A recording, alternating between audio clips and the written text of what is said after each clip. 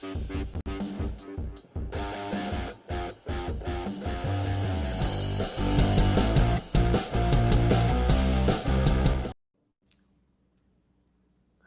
How's it going? We're live. We're back. And our intro is awesome.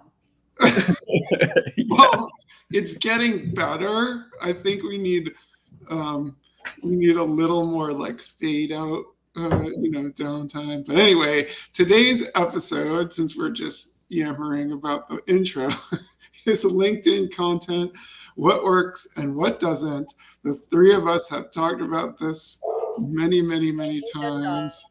And so I'm kind of interested to see where this conversation goes. Who wants to kick us off? I'm going to let one of you kick us off because the dogs are creating some internet content right this moment. So I'm just down. Hey, dogs. Well, I guess I can kick us off, and I could tell you that I have a kind of a love-hate relationship with LinkedIn.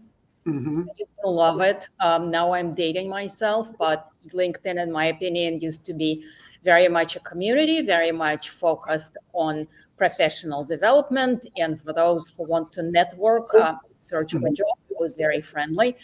I think that LinkedIn had become more of a vehicle of a self-promotion for individual self-promotion and company self-promotion, and become really overpopulated with bad content. Now, this time around, it's my dog cast. So, Jeff, I'll let you pick it up. Sure. So, I think it's a great point. It's really interesting how I think, everything sort of turns into Facebook eventually, I guess, is kind of the way I would think about it is. Now you are dating yourself, Jeff. Yes, definitely. Well, whatever that is. I mean, Facebook turned into Facebook first, right? So it's okay to refer it to. Well, actually, I think MySpace turned into Facebook before Facebook. Oh my God. Was there such a thing? That preceded me, but okay.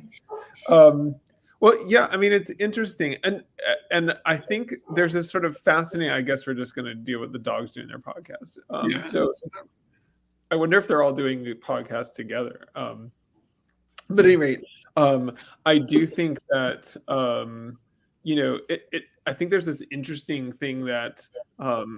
I actually was just having a conversation over coffee with somebody about LinkedIn and how the content is. She described the content as a little bit cringy. And I think what she meant by this is you have this, it's like social media, but it's a little bit performative social media in the sense that people are like, they know that they are on stage in front of potential employers and their company. And so they are hesitant to weigh in and talk about things that could potentially get them in trouble, quote unquote, with their employers and so forth. I was actually expressing my point that I was thinking is I'm seeing all kinds of things that on LinkedIn these days that I would never have talked about when I was. They're definitely self-censoring is huge. Now, I think to your point, Elena, self-censoring can be good at times. And Jeff, to your point, I think self-censoring can lead to people. I mean, I think we could probably do a whole other podcast on this about like all the ways that you're being part of a company impedes your creativity. But I also think that there is, I agree. It's certainly changed. Although I have to tell like a kind of a funny story. This person, very serious PhD level scientist, and he started posting. I have no idea what he was thinking, but he just started posting cat videos to LinkedIn, and I was like, I think he might have mixed up his social media. I'm like, really, cat videos? Yeah, anyway, I definitely think that people are driven by the algorithm, right? There is a notion that you have to post at least once a week, better yet, if twice a week. Certain companies post every single day or repost it, so it's twice a day. And it just creates a very dense kind of stream of not very well curated information. So that's what I kind of have a problem with. And I think a lot of people are leaving LinkedIn for other communities, some of them on Slack. In some cases, they are in real life, but people are being more hesitant on LinkedIn. So I think back to our question, what works on LinkedIn? I personally think that anything that can resurrect LinkedIn to goodness works on LinkedIn. And therefore, let's start with a simple one. How about we curate what we post on LinkedIn? So if you don't have anything good to say, well, then don't say it. But on the flip side, and Jeff, you and I have talked about this a lot of what this LinkedIn does is it provides the opportunity to keep a company, for companies to keep a company, or even a person, keep a company top of mind, right? And it's in some ways, from that perspective, it almost doesn't matter what you post. I know that can be annoying to people, but on the flip side, it's like, all I need sometimes to make a sale or get a lead to do the next thing is just for them to remember that I exist. And so if I put something out there, you just remember that I exist, even if it's cringy, annoying content. Well, I think yes, and I will add to that the point that every good marketer knows, which is and I think this builds on Elena, your point, which is you have to curate the content so that you are talking specifically about something, so that you are connecting yourself to some specific sort of set of activities. I mean, like when I started posting a lot on LinkedIn back in the fall, I have been pretty much all over the place. I mean, I know how all the content connects, but I've been sort of all over the place in terms of talking about strategy, talking about middle management, talking about all these different things. And, and to some extent, by talking about too many things, I think what I've done is I've created this sort of like, what is Jeff about kind of question. But I guess I wonder why we have to be about why does Jeff have to be about anything? Well, because to some degree, LinkedIn is your professional persona, right? So if a PhD scientist decides to put cats out there, that's a question like, well, what are you trying to say? Are you trying to be a vet technician? So I just think that it definitely is building a persona, right? And I agree with you that yes, algorithm picks up, right, the post, and it generates awareness. But I still believe that, our customers have a choice, right? They can move down the funnel with you or me or Jeff or whatever, a company, right? If they happen to be firmly like in the middle of our company funnel, right? Then, okay, great. But if they're still wobbling around, well, then they want good content, right? So I am definitely advocating for good content. I would even move it a step further and say I'm advocating for educational content, because one of the things in a professional setting, what we want to really do is be better and be ahead of the game, learn what's new, educate ourselves and educate others. So in my book, anything we do on LinkedIn that has to do with education, that's a good thing. Right. Yeah. Well, I mean, again, I think, education and entertainment are sort of, the two sort of values of social media in general. I think, the interesting question is, but one of the things that I've been noticing as I post things is like the posts that do the best on LinkedIn are often posts that are really, they're like work-related personal stuff. So in other words, I'm going to use Facebook and date myself again, Eric, so just bear with me. But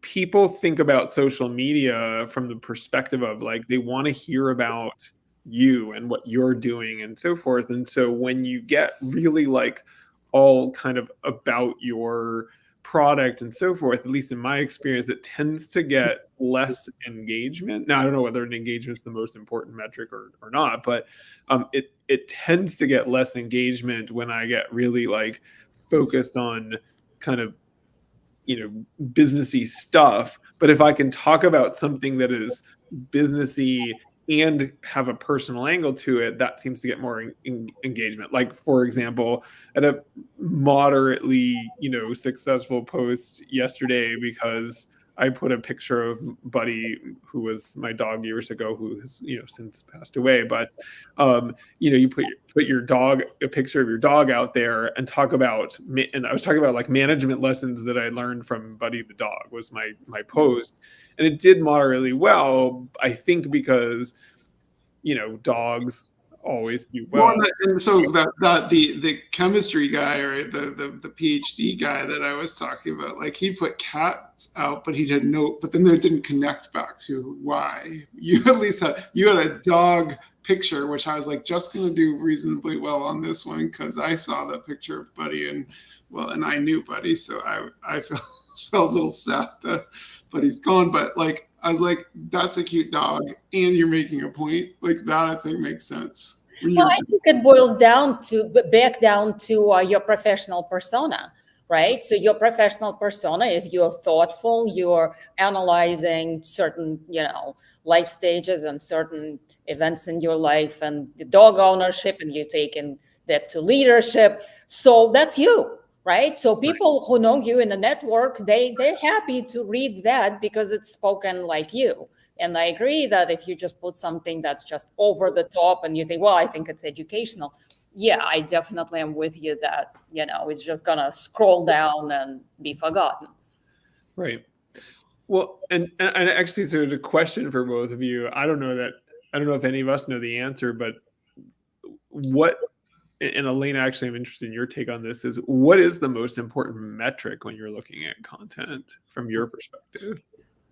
Well, I actually think that it depends on what you're trying to do with your business, right? So there could be awareness within certain segments, right? Mm-hmm. It could be followers, right? How your network as your business followers are growing. It could be likes, aka engagement, right? So it just depends on what you're trying to do. Or for those who are looking for a job, it could be, hey, I got a job. That's right. A KPI, So I think it truly is linked to the business. I think it's very easy as a poster to get very focused on how many people have engaged, how many likes, etc. I mean, and I guess those are important because actually likes generally lead to expanded reach as well, right? If you do really well, if you get 100 likes, you're being shown to a broader audience. It's sort of like an exponential thing. You get more likes, you get more views, you get more likes, etc. And it can sort of has this viral component to it. Although it seems to die out very quickly for me. I think, I'm sorry, I was butting into you. I think that it's important to check what kind of likes, right? Mm-hmm. So if you want to be, promoting your business in a scientific and a discovery community, well, you want the discovery likes, not mine, right? Yeah. Actually, that's an important thing because Jeff and I have talked about this many times. This concept that so people always say to me, oh my goodness, Eric, you're doing so much. You're always posting about some presentation you're giving or how your company's doing, etc. And I'm like, yeah, that's just because you're on my LinkedIn feed, right? And we call this the echo chamber. Jeff and I call this the echo chamber of you get this echo chamber effect of people it looks like you're doing a lot because they're the ones who keep seeing your material. And I think that's valuable in some ways because it make you if some of those people are your potential customers, they actually are like, oh, well, this person's a respected, key opinion leader or whatever it is. But it's a little bit funny to me because it's a little bit of a circular logic of, okay, you're seeing my stuff, therefore you think that I'm important. Then you invite me to give a talk at the next thing, and that gives me more content to create more credibility in this, in this feedback loop. And I always say, I hope that I'm actually providing something valuable in that content as well. Well, and I think though that I think that you have, as you're saying that, Eric, I think, it's important to sort of go back to sort of Elena's point, which was about what are you trying to accomplish? Like, if what you're trying to accomplish is within your community, demonstrate your leadership, and that your goal is to get invited to, be a speaker at a symposium or whatever it is, then that's great, right? It's interesting. Also to see, like, there are different ways, I think, that I've seen people using LinkedIn sort of, I guess I'll say, successfully. One is that echo chamber approach. The other one that I see is there are certain folks that are posting literally all the time about the same thing. And so I was talking to somebody the other day who was saying no vanity metrics, right? And the point about no vanity metrics was like, don't worry about engagement, don't worry about impressions, just keep talking about the same thing, and enough of your people will, and eventually you'll just be associated with whatever you're talking about because you just keep posting every day. It's a little bit of a different approach. So I like this approach to some degree, right? If you can still provide valuable and curated content, then yes, that's good. But what I'd like to do is actually move us on to the next kind of step here and talk about building the network. Because if you build quality network around you on LinkedIn, then Eric, what you say becomes very natural and very valuable because you are the opinion leader, the educator, the news person, right? The thinker within this quality network that's interested in what you were talking about, right? In which case the engagement metrics are fabulous. Right. And if you're trying to build this network, well, in that case, I guess we want more likes and especially new followers. Yeah, but one thing actually that you made me think of, which is like, I like jokingly refer to this as the fan base, right? Everybody has their fan base of people. Like I will like something Jeff posts very frequently. I'm part of his fan base. He posts something. I actually usually do read it before I click like because I'm curious what he's writing about or whatever. But there is certainly a sector, if not the significant majority of the fan base, they're just trying to be good friends and help you have more reach. And I appreciate it. But to your point, it's the quality of those likes. If you like something in my drug, small molecule drug discovery space where you're in, this veterinary space or whatever, like, is that like is important, but is it a valuable metric about much less valuable than your equally good friend from a discovery community, yes, right? But right. That just emphasizes the need to have enough friends that are professionally in your field, right, in your network. So interestingly, for those of us who have changed over the course of our careers, right? For instance, Jeff and I both started in food manufacturing, and then Jeff proceeded working in a restaurant space. I've changed over to healthcare. But as we change, our networks have to change, and our networks have to stay current. Because if we are telling, healthcare messages to people who work back, in food with us, well, that's, not so relevant. Well, actually, this has been interesting for me because I'm now kind of like have this split personality because we're doing Twinning Strategy, which is more marketing and business focused, and I'm still working in this drug discovery space. And I'm like, what is this weird experiment? Well, there is a lot of business happening in drug discovery, right? Yeah, you want to accelerate every possible drug discovery. You want to make every possible drug discovery cheaper, right? Yeah. You want to utilize all the latest tools to make drug discovery most efficient. So I think it triangulates very nicely.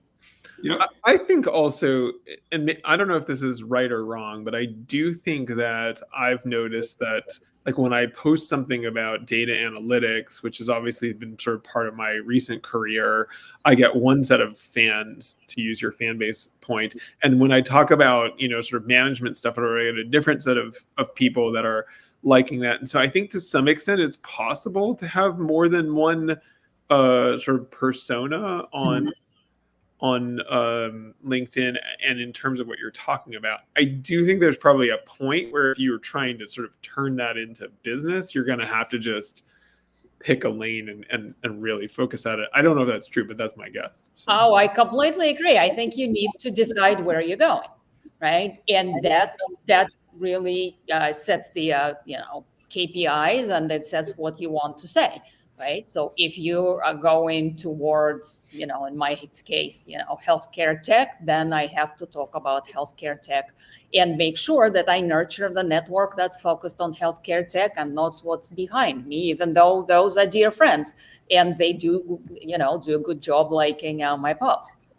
So it's interesting too. I think this is true, but we're talking with Chris next week, or at some point soon. I don't know. We need to reschedule that one, but about restaurant marketing, and he's mentioned this point a couple times, that he thinks that restaurant people don't like as much as other communities, and I do think I think there's something to that point.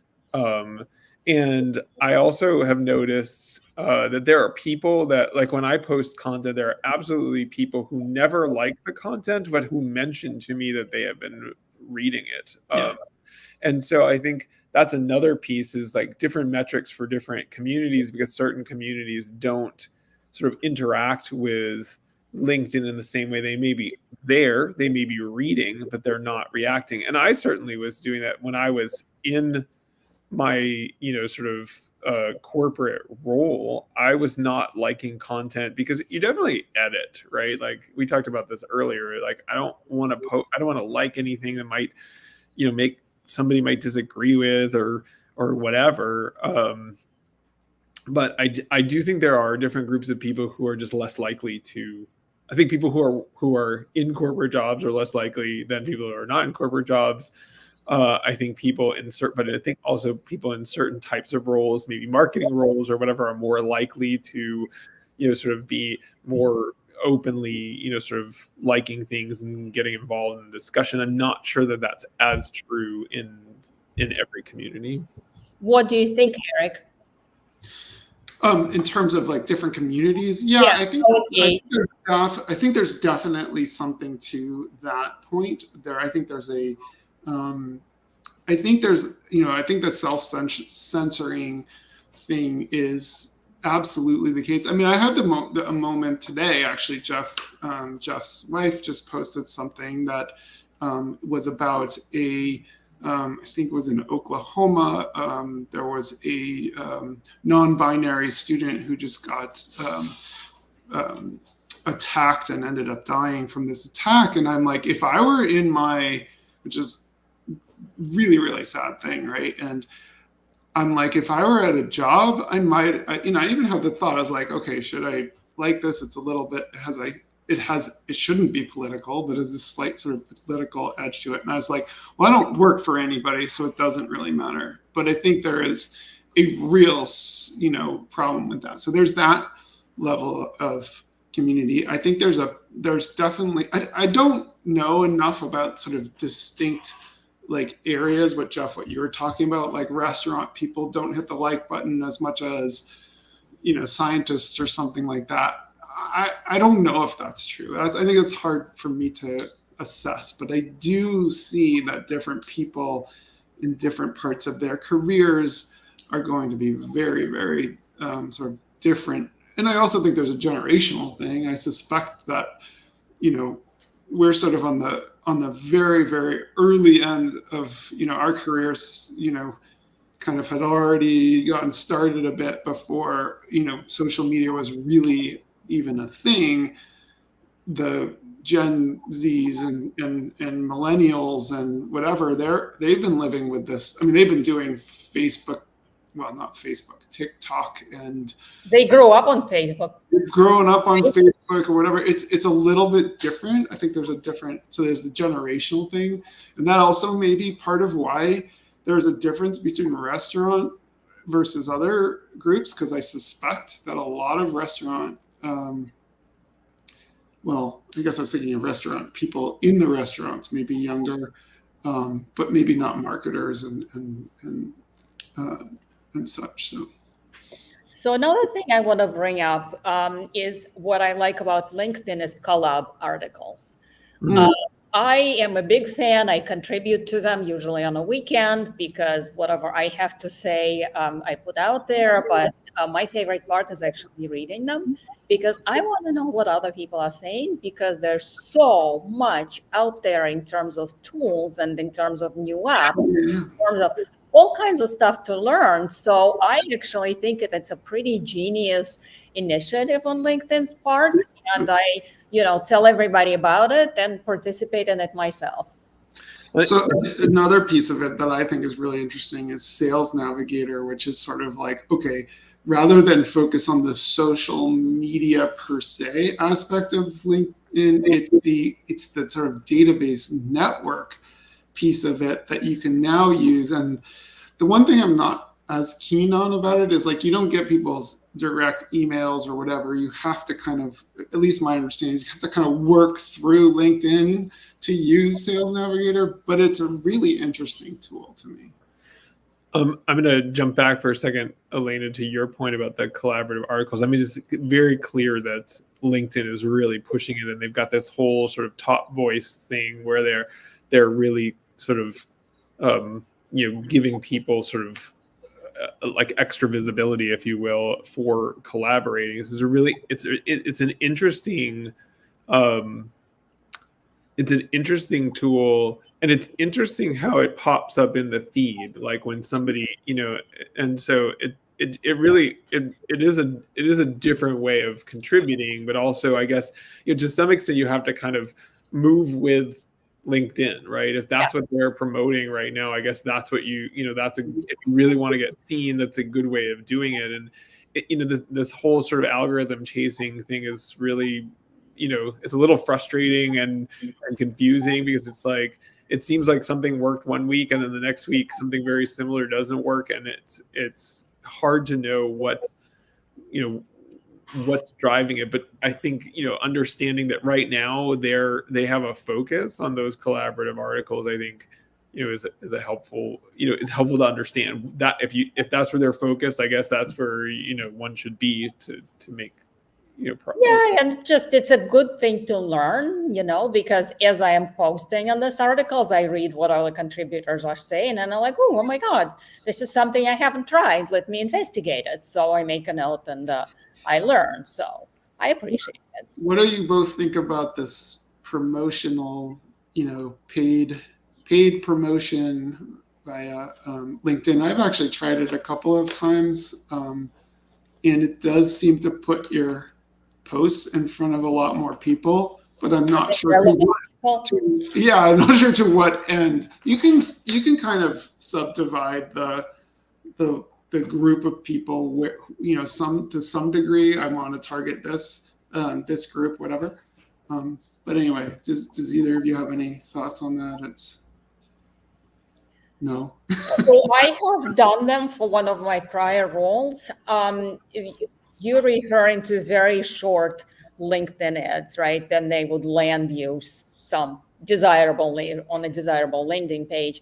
So I understand that you can target pretty well. You can build audiences like your clients, and you can put that in front of them. I find it a little limiting on how short they are. But I think if you're trying to promote your business, why not try with a small amount of money and create a unique landing page, right? Make it traceable and see what it does. And I also think there are going to be some communities where it's going to work better than others. Back to what Jeff was saying, just based on their engagement.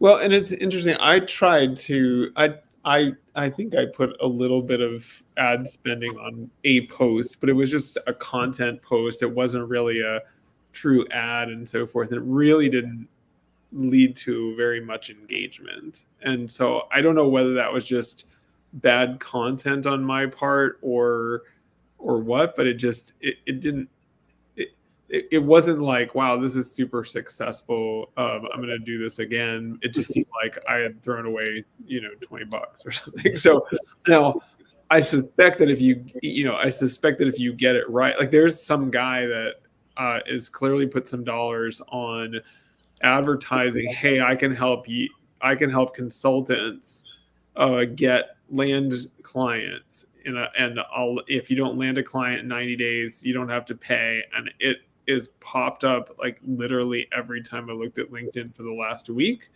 and it's clearly very targeted to me. And I will say I think I clicked on it just to sort of understand what more it was about. I didn't like convert. I wasn't like ready to be like, all right, I'm gonna go ahead and do this. But it definitely was the right content for me. Now it's gonna come up in your YouTube and your Amazon. Exactly. That we've talked about that it's gonna be everywhere. Follow you around forever, Jeff. I should have written down the name of the guy and said his name, and then basically asked him for sponsorship dollars. Anyway, we are now at the end of a half hour, and as always, maybe we could just do a quick recap. I don't know, Elena, you want to kick us off?